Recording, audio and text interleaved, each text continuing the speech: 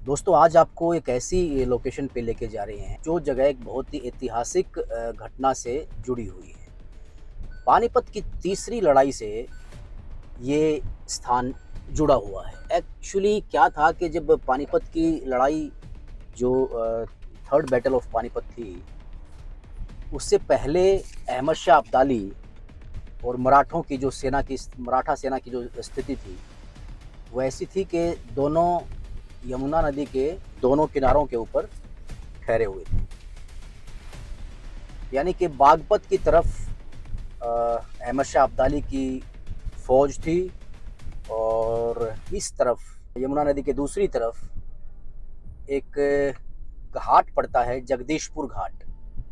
ये जगदीशपुर गांव पहले नहीं था, ये कोई पिछले 50-60 साल के दौरान बसा है। 20 अक्टूबर 1760 को रात को खाना खाने के बाद अचानक अहमद शाह अब्दाली, उसके मन में कुछ आया और वो अपना घोड़ा लेकर के निकल पड़ा शिविर से बाहर, और उसने अपने आदमियों से हुक्म दिया कि सारे नौकर चाकरों और शिविर के सामान को और सारे हथियार और पूरी फ़ौज को लेकर मेरे पीछे पीछे चलो। उसके बाद वो यहाँ से 2-2.5 किलोमीटर दूर जो उसका कैंप था, वहाँ से अपना कैंप उठा करके और यहाँ पहुँचा जहाँ अभी बागपत शहर आप देख रहे हैं। और इसी तट पर, इस तट को बागपत का घाट बोलते थे, और यहीं पे रात को अहमद शाह अब्दाली ने अपना कैंप लगा दिया। उसके बाद उसने यहाँ पर वो रास्ता ढूंढने के लिए हुक्म दिया कि जहाँ पर नदी में पानी कम हो, क्योंकि उस वक़्त यमुना नदी में बाढ़ आई हुई थी और पानी बहुत उफान पर था, और उस ऐसी स्थिति में यमुना नदी को पार करना आत्मघाती कदम होता।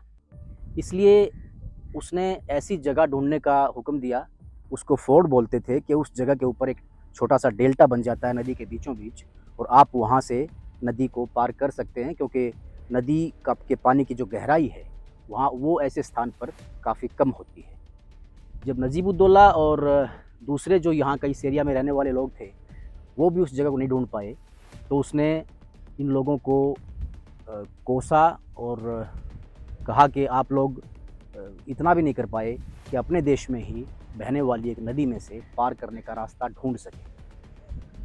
लेकिन अहमद शाह अब्दाली के पास इस चीज़ के लिए तकनीकी जो अनुभव था वो अच्छा था।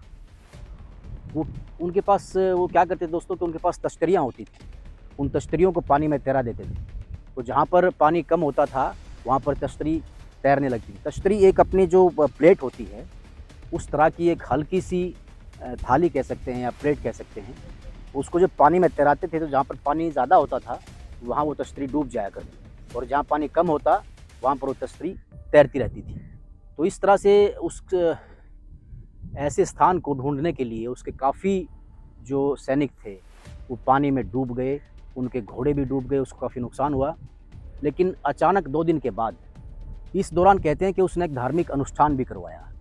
2 दिन तक उसने उपवास किया, धार्मिक अनुष्ठान किया, और वो जो सामग्री उसने धार्मिक अनुष्ठान में जो प्रयोग की थी उसको बाद में नदी में फेंकवा दिया। फिर कहते हैं कि अचानक तीसरे दिन वो स्थान मिल गया जिसे फोर्ड कहते हैं, और जिस जगह से नदी को सेना के साथ पार किया जा सकता था। उसके बाद वो नदी, वो जो रास्ता था वो इतना चौड़ा था कि उसमें से 2 घोड़े एक साथ निकल सकते थे। दोनों तरफ नदी में बहुत गहराई थी, अगर आपने उस रास्ते को छोड़ दिया तो आप डूब सकते हैं। तो हड़बड़ी में और भीड़ में उसके काफ़ी सैनिक और घुड़सवार और घोड़े पानी में डूब गए। और यही वो घाट है दोस्तों जहाँ से आज भी अगर इस तरफ से किसी को नदी पार करके उस तरफ जाना है बागपत की तरफ, तो नाव चलती हैं और नाव के थ्रू आप यहाँ पार कर सकते हैं। सामने जो आप ये एक मैदान जैसा दिख रहा है, यहाँ पर सवारियाँ इकट्ठी हो जाती हैं और नदी को इस तरफ से, यहाँ से थोड़ा आगे चल के एक जगह है, वहाँ से मतलब आप पार कर सकते हैं। और आप देख सकते हैं, आप यहाँ ये देखिए नदी का ये जो आज भी लगभग 300 साल के गुजर जाने के बाद भी आप देख रहे हैं, यहाँ पर नदी ने एक डेल्टा सा बनाया हुआ है बीच में भी। तो यहाँ पर नदी का पानी उस वक़्त कम था, इस बात का ये सबूत है कि आज भी यहाँ पर एक डेल्टा जैसा बना हुआ है, ये देखिए। तो यहाँ पानी कम था, इस बात को हम समझ सकते हैं। ये जो गांव जगदीशपुर है, जिसके नाम पर इस घाट का नाम जगदीशपुर का घाट पड़ा है, ये गांव बाद में बसा है, ये इसका नाम नहीं है।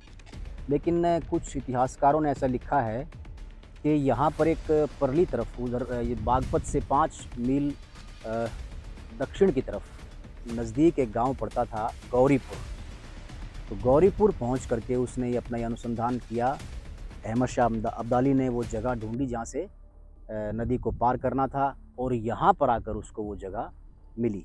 उसकी तश्तरियाँ जो उसने तैराई थी वो यहाँ पर आकर तैरने लगी।